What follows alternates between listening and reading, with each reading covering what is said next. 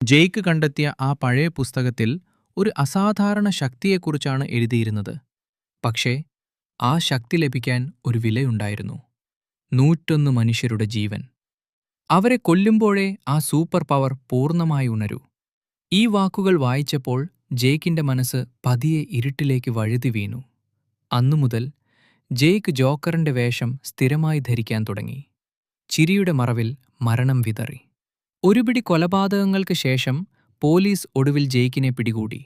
അവൻ ജയിലിലായി. ഗ്രാമത്തിലും നഗരത്തിലും എവിടെയും ജേക്കിന്റെ ഫോട്ടോകൾ പോലീസ് ഒട്ടിച്ചു. ജാഗ്രത എന്ന മുന്നറിയിപ്പോടെ. ജോൺ കാടിന്റെ ഉള്ളിൽ മൃതദേഹം ചുമന്നു പോകുന്ന ആ മനുഷ്യനെ നോക്കി നിന്നു. ആദ്യത്തിൽ അവന് മനസ്സിലായില്ല ആരാണവനെന്ന്. പെട്ടെന്ന് ഒരു ഇടിമിന്നൽ. അതിന്റെ വെളിച്ചത്തിൽ ജോൺ കണ്ടു. അത് ജെയ്ക്കായിരുന്നു. ജയിലിലായിരിക്കേണ്ടവൻ.